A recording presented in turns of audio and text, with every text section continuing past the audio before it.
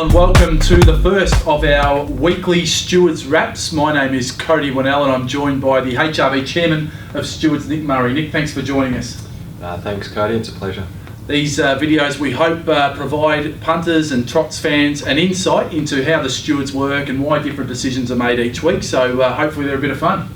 Yeah, absolutely. It's meant to be informative, so hopefully the industry participants and followers get something out of it. Definitely. Well, let's kick straight into it, Nick. We're going to look at Tabcorp Park, Melton. We're going to look at the Oaks meeting at the weekend, and there were three penalties that were handed down that we're going to look at. The first one involved Blake Fitzpatrick. He got a 7-day suspension, pleaded guilty to permitting Winnell Sizzler his drive to shift out when not sufficiently clear of Jillaby Cungfield about the 300. We'll roll the footage, and if you could talk us through it, that'd be great. Yeah, that's correct, Cody. You can see that Mr Fitzpatrick's in a position 3 back along the marker peg line and shifts out when not clear from a position on the peg line, resulting in interference to Jillaby Cungfield and also breach the beach to his outside. Mr Fitzpatrick was suspended from driving races for 7 days.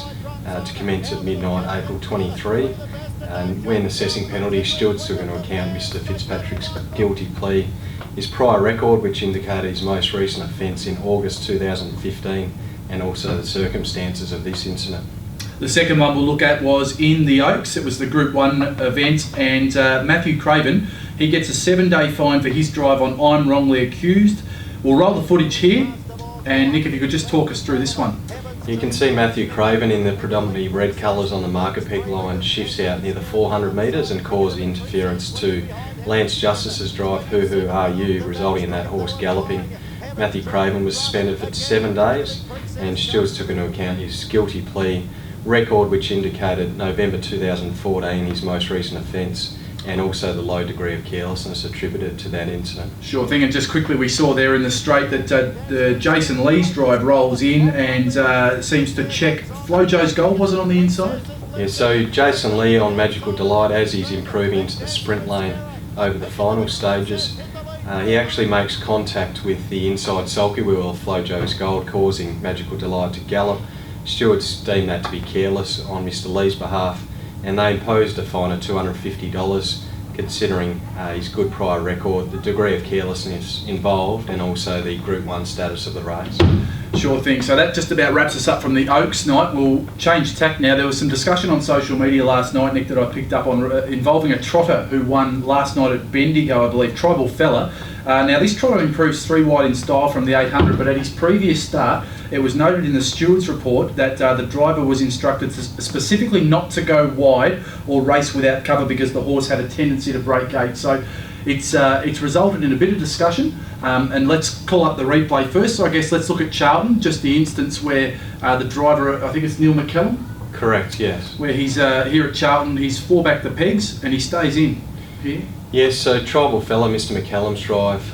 The start prior to Charlton at Maryborough, Dexter Drun drove the horse in an invitational race, and the horse was travelling 1 out 1 back and galloped of its own accord and free of interference. At Charlton, Mr McCallum was questioned regarding his tactics in not improving wide. He said he was instructed by the trainer not to improve wide, and stewards noted the extended exposed form of Tribal Fella, which indicated 8 out of its previous 10 starts the horse had galloped on some occasion during the race. So obviously in that race he was reluctant to improve wide. He got clear running at the 250 metres and the horse made good late ground. And in much better, he was much better gated on Sunday. We see here at Bendigo now as we roll the footage, he takes off 3 wide, gets onto the back of the 1 out 1 back horse, I believe. That's correct. At Bendigo, Mr McCallum, you can see he's reluctant to improve fully 3 wide, passing the winning post inside the final lap, and actually gets cover improving forward following Toscano. It's evident he is sugar free, which was leading the outside division, was giving ground quite noticeably, and as soon as the opportunity presents for Mr McCallum to shift inwards, he actually does so and obtains a position 1 off the peg line, racing off the back straight, and then progresses to the lead and to the peg line at his first available opportunity.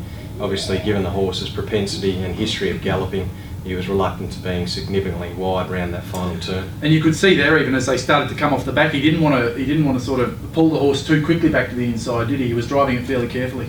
Obviously, with Mr McCallum's experience as a driver, known driver of trotters, and the horse's previous history of galloping, he certainly was reluctant to being extremely wide, as he would have had to have been at Charlton had he have improved wider of new divide on that occasion.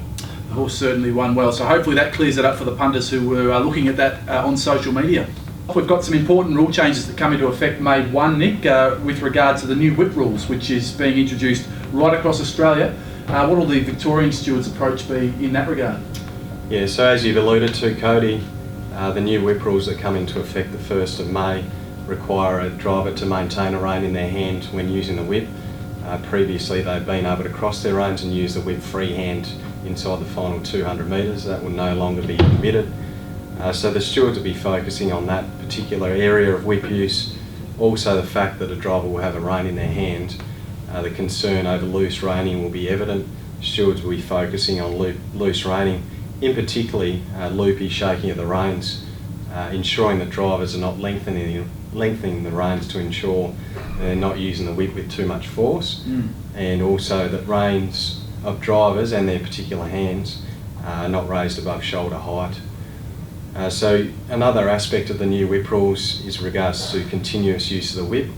So we have to see a demonstration and compliance from drivers to ensure that they break up their use of the whip, so it allows the opportunity for the horse to respond to the whip use. Yep. And the stewards have been focusing on that area for some time, so hopefully the drivers have adjusted to that requirement, so it won't be as such a shock to the system come the 1st of May. And there's a fantastic video which is available at Harness Racing Australia, Nick, where a lot of the detail is gone into, and we hear from the participants themselves, and that's pretty informative. So I'd encourage the viewers to go and check that out. It talks to loose reining and all sorts of different things. So go and check that out. Nick, will there be any grace period as the new rules come into play during May?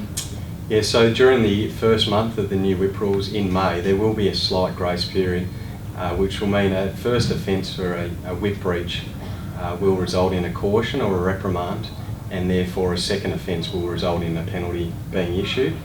That will only occur for the first month of May. As of the 1st of June, the penalty guidelines will be reflective of a first penalty of $200, second offence $400, and a suspension at a third offence of 2 weeks of that driver's licence. The reset period for whip offences is a 28-day reset period. It's imperative that drivers use the whip responsibly. Obviously, animal welfare is a significant issue in our sport and other codes also, but we have to be proactive in our approach, and we require the compliance of drivers also. Yeah, no, definitely. It's a very important area, and obviously it's come a long way since since the 50s and 60s, and I guess this is just that next natural progression in terms of whip use and animal welfare in racing. Yeah, it certainly is, and throughout recent periods of time there has been that natural progression, and this is another restriction on drivers to ensure that they're not using the whip excessively, particularly mindful of animal welfare concerns. So obviously this is another progression along those lines to ensure that the industry is portrayed in the best possible way. Fantastic. Look, Nick, thanks very much for your time. Viewers, you can see the Tuesday Weekly Stewards Wrap with the Chairman of Stewards, Nick Murray. Each Tuesday we'll put that up across the Trots channels. So until next time, thanks for watching.